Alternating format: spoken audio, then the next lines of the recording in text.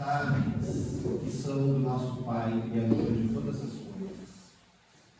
Então, nós podemos afirmar que todos nós que aqui estamos recebendo, conforme as nossas necessidades, conforme as nossas necessidades de hoje, para que nos fortaleçamos, para que nos harmonizemos dentro do possível.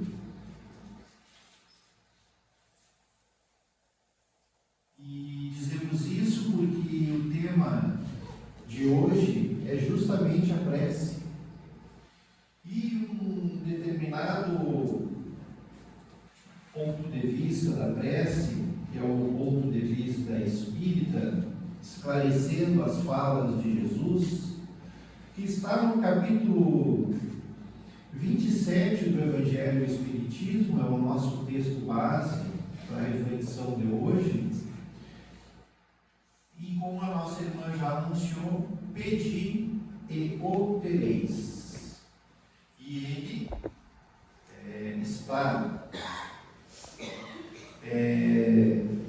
ele está aqui no nosso item 5 deste capítulo, que tem o subtítulo de Eficácia da Prece. E está em Marcos, capítulo 11, versículo 24. Está no Evangelho segundo Marcos, capítulo 11, versículo 24. Seja o que for que peçais na prece, crede que obtereis, e concedido vos será o que pedirdes. Lendo assim, nós podemos acreditar que basta que a gente peça e que nos será concedido. Porque, inclusive, Kardec coloca no livro O Evangelho segundo o Espiritismo o título do capítulo: Pedi e obtereis. Acontece, tem alguém aqui que está pela primeira vez? Bem-vindos, sejam bem-vindos.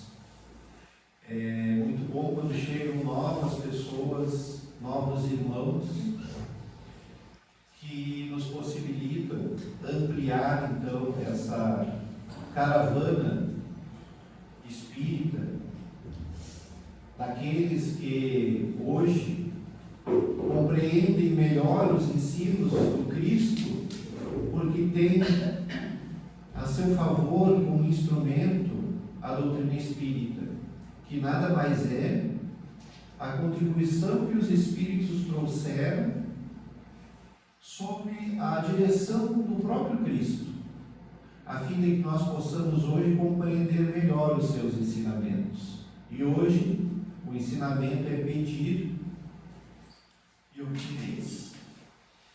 Mas entre o pedir e o obter tem toda uma caminhada que muitas vezes nós nos esquecemos dela, por diversas razões. Uma delas é que, no rodar da carruagem, ao longo das reencarnações, nós fomos aprendendo de maneira ainda incompleta, imperfeita, ignorando então essas leis divinas que hoje a doutrina espírita nos traz com mais clareza. Nós fomos então acostumados a negociar com Deus, e nós tínhamos intermediários, nós tínhamos as religiões, cada qual com seus dogmas, com seus pontos de vistas, e infelizmente, pelo orgulho, pelo egoísmo, pela vaidade, pelo sentimento de posse e de poder, as religiões, que nada mais são que grupos de pessoas imperfeitas, assim como nós aqui,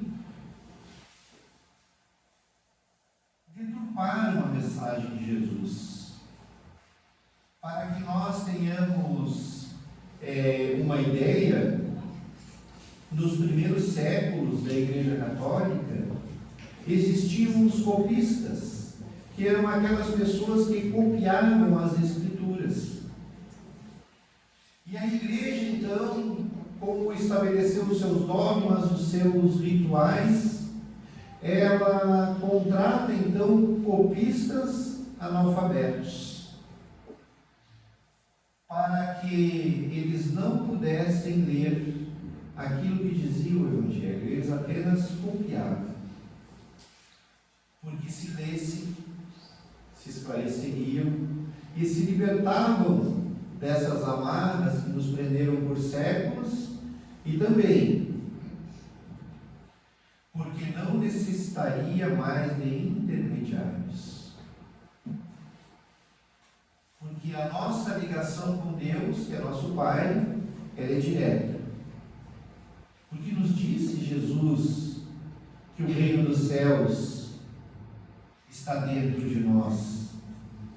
Por que então nós precisamos levar oferendas ao altar, materializar, como antes de Jesus era hábito comum, materializar as oferendas?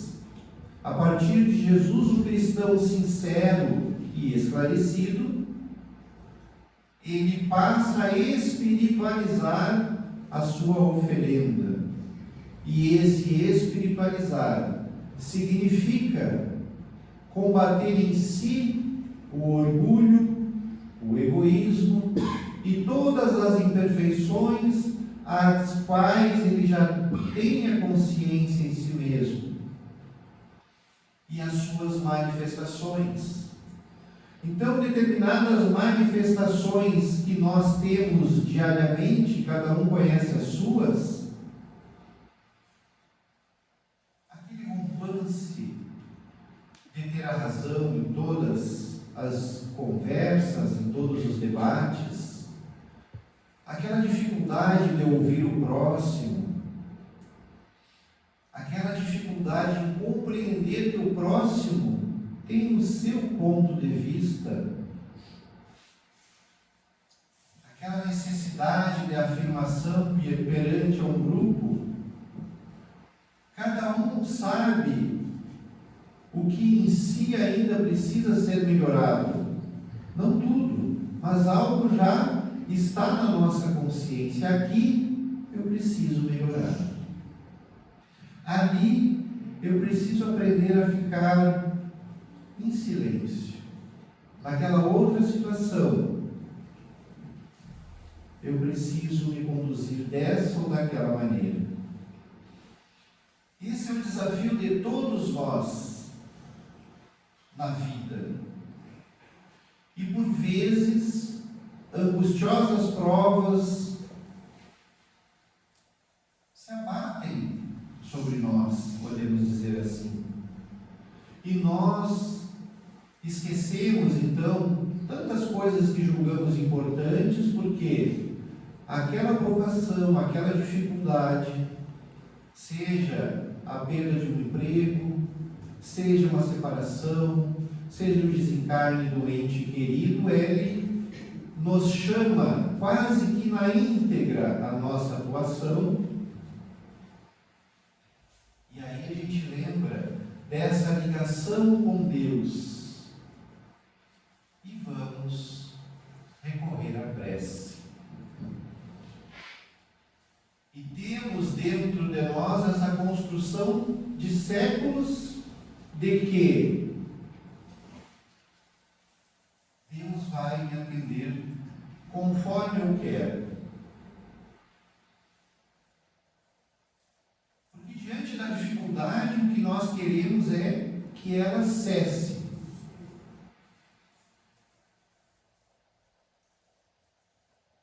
Que ela pare de existir.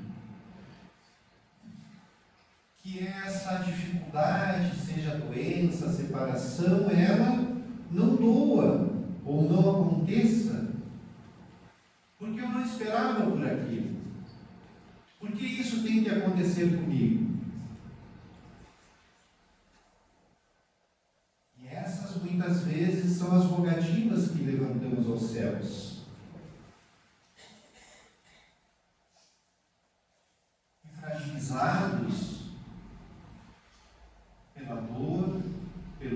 desafio, nós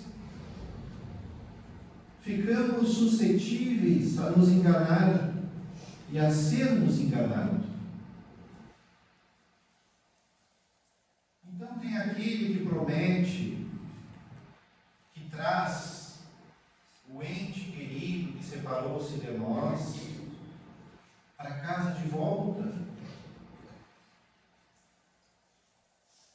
A gente tem aquele outro que promete a cura do corpo. E a gente recorre a tantas quantas forem as opções que se depararem para nós, desde que a solução chegue o mais rápido possível. E de preferência, que a gente não precise fazer nada, apenas pedir e obter. Acontece que com a doutrina espírita, esses ensinamentos do Cristo, embora lá atrás nós tenhamos notícia de que muitos compreenderam o seu ensinamento e o seguiram, sendo aqueles primeiros cristãos ou cristãos primitivos, que muitos foram mortos nas arenas da época, porque eram perseguidos os cristãos, e morriam e entravam na arena cantando, felizes, porque eles estavam ali em nome de Jesus, mas não em palavras. Eles compreendiam a dificuldade que era aos outros compreenderem a mensagem do Cristo. Mas Cristo foi primeiro, dando o exemplo. Então, quando nós entramos nesse terreno da oração, da prece, normalmente nós pedimos. E no Livro dos Espíritos somos esclarecidos que na prece nós podemos ou devemos louvar, pedir e agradecer.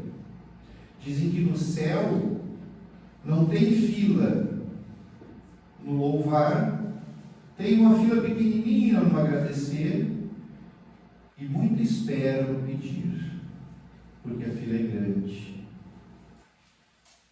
E talvez, se nós aprendêssemos a dar mais atenção ao louvar e ao agradecer, porque nos é concedido tanto. Eu, por exemplo, não esperava vir num dia chuvoso e ver tantas pessoas buscando Jesus como eu. Mesmo com a dificuldade da chuva, nós estamos aqui, do frio e tantas outras. Louvemos a isso e também agradeçamos, porque para que nós chegássemos aqui, amigos espirituais invisíveis trabalharam. Tenhamos certeza disso.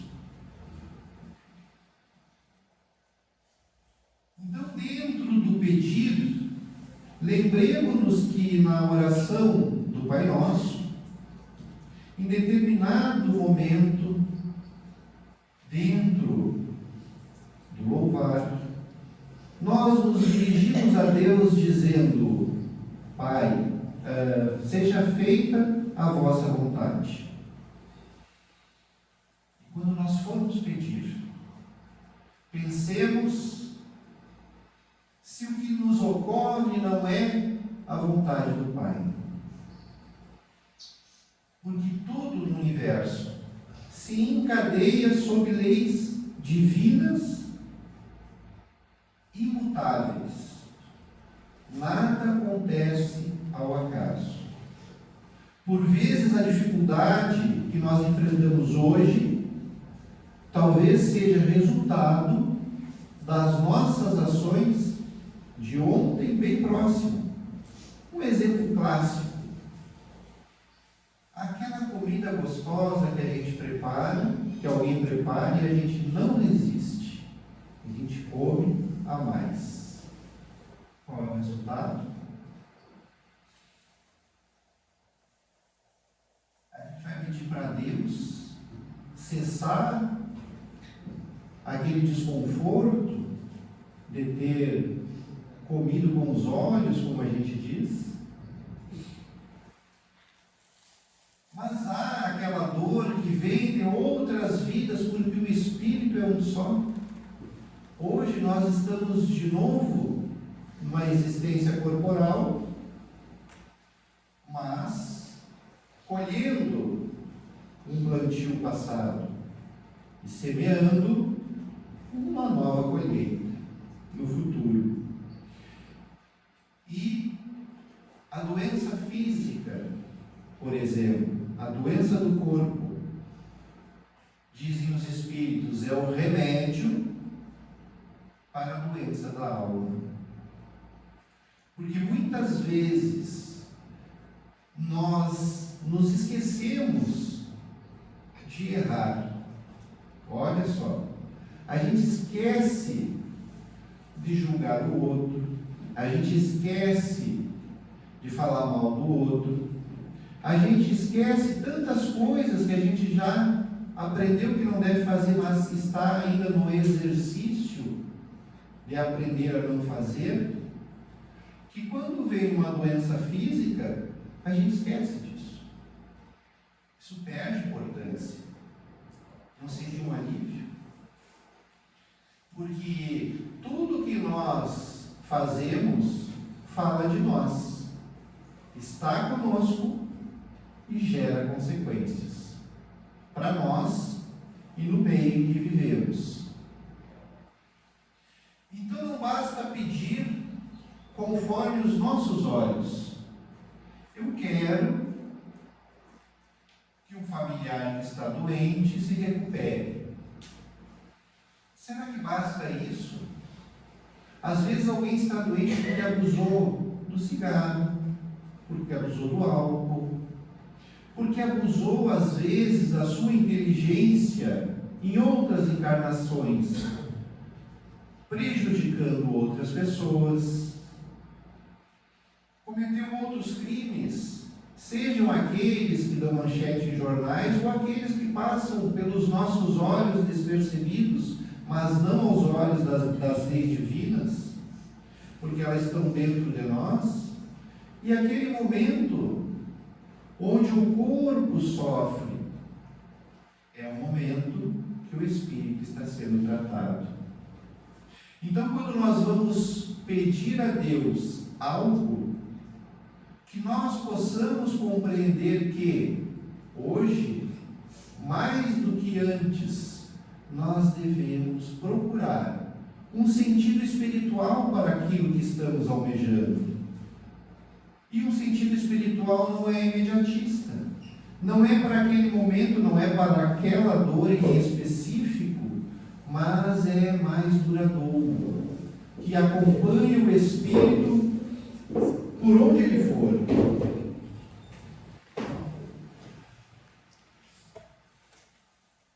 Então a eficácia da prece, ela não pressupõe, ela não deixa de lado, melhor dizendo, aquilo que nós devemos fazer, aquilo que cabe a nós. Coloca Kardec no item 6.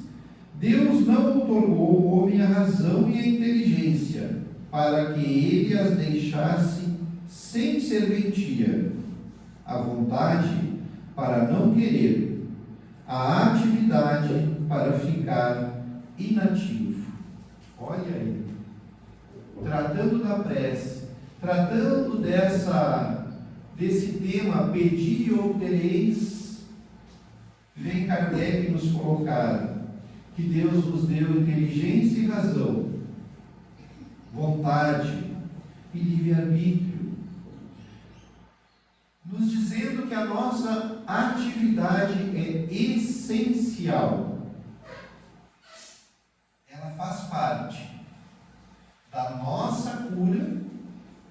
da melhoria do próximo.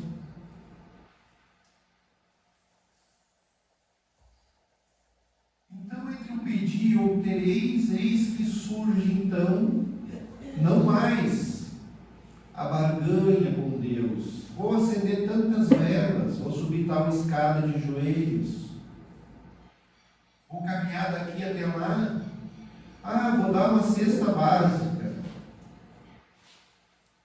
para que e aí eu faço o meu pedido, que é de ordem material. Às vezes, não é nem a cura de uma doença, é algo material mesmo. Às vezes a gente quer um emprego e está difícil. Qual de nós busca uma melhor capacitação para melhor se colocar no mercado de emprego hoje, que é um novo tempo?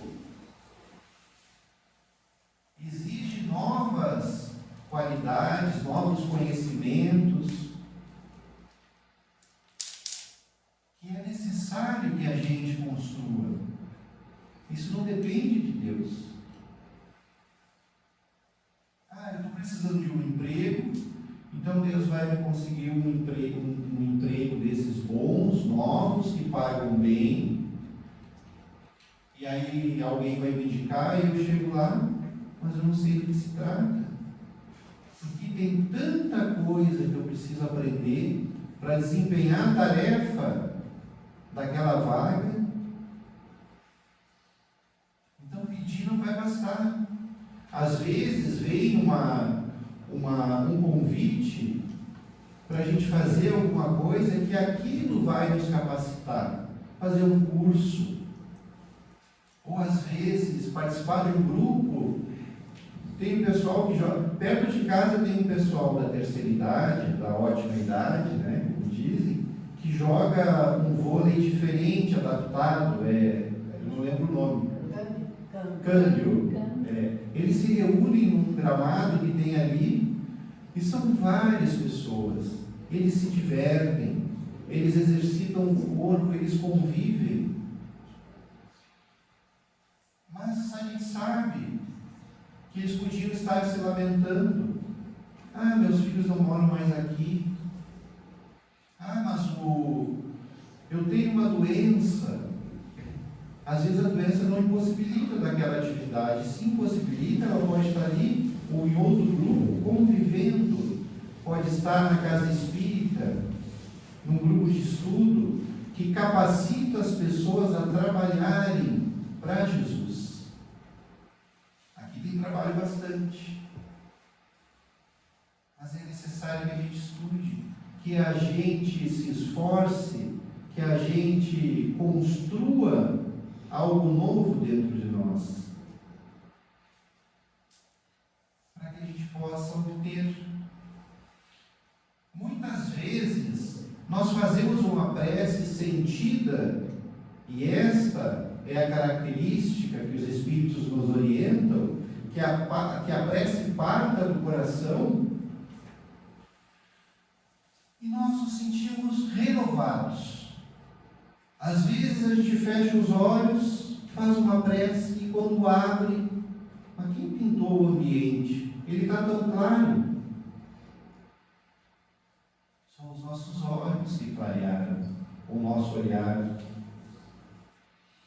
E dizem-nos os amigos espirituais que não precisa muitas palavras numa prece, porque o que vale é a intenção. O que vale é o que está no nosso coração. Por isso, dentre as qualidades da prece, uma delas é essa que mencionamos, não precisa muitas palavras. A outra é quando nós formos nos dirigir a Deus, que se nós tivermos algo contra alguém, que o perdoemos. Porque senão, a nossa prece não vai. Porque a prece, ela tem um modo de atuação. Se alguém acha, e está aqui, nós vamos ler logo em seguida, que a prece é aqui, no momento de preces e radiações, ou naquele momento que nós juntamos as mãos, nos ajoelhamos, ou nós aprendemos a fazer a prece antes de dormir, e então é aquele momento de prece, ou o nosso momento de prece é o Evangelho no Lar, extremamente importante, com o estudo de nós mesmos e do nosso contexto, a fim de nos fortalecer. Nós estamos enganados. Todos esses momentos são importantíssimos, porque nós designamos um momento para entrar em contato com Deus. Mas nos diz aqui na literatura que toda vez que nós elegemos algo com hora e data marcada, nós assumimos como que um dever, e todo dever pesa. A prece deve ser esse contato espontâneo, e ela não cessa. Não há um segundo da nossa existência, seja no plano físico ou espiritual, que nós não estejamos em prece. Porque a prece é um ato de comunicação. Por vezes nós estamos com a nossa mente preocupada em orar a Deus, mas nós não estamos orando a Deus. Porque o que é essencial, o que molda, digamos assim, a nossa prece, é o nosso sentimento. Cada um de nós tem um padrão vibratório, digamos assim. É fácil da gente identificar isso quando é no outro. Ah, mas aquela pessoa é muito negativa, ela está sempre reclamando. A gente até pode fazer isso para iniciar o exercício e fazer em nós. E eu? O que é? Qual é a minha ideia central? Eu sou otimista ou sou pessimista? Quando eu vejo um problema, eu me foco no problema ou na solução? Quando eu vou conversar, quando nós vamos conversar com alguém, a nossa conversa é edificante ou não? O nosso modo de sentir diante do próximo, principalmente daquele que a gente não simpatiza, ele é fraterno ou ele é egoísta, orgulhoso? Isso determina o nosso padrão vibratório. E nós todos somos inteligências livres que produzimos uma onda mental que se encaixa naquele padrão vibratório. Então a insatisfação, a falta de indulgência, a falta do perdão, a mágoa, o ressentimento, o ódio, eles se encaixam em um padrão vibratório. É como um quebra-cabeça, né? Tem a pecinha certa para encaixar ali. Vamos imaginar o padrão vibratório de Jesus. Como nós vamos ascender, né? Porque a gente entende assim, né? Baixo e em cima. É uma forma da gente compreender. Como que a gente vai elevar o nosso padrão com tanto peso? Então Jesus recomenda: se tu tens algo contra alguém, perdoa primeiro. Senão não vai dar. É contra a lei.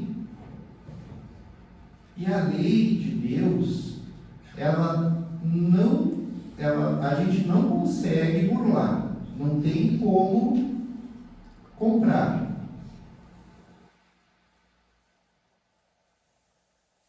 Então, para a gente encerrar, a gente vai trazer aqui, no finalzinho do capítulo,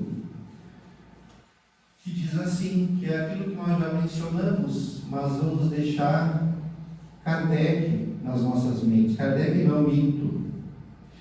É a comunicação do Espírito, denominado como Monod. Foi uma comunicação em Bordeaux, 1862.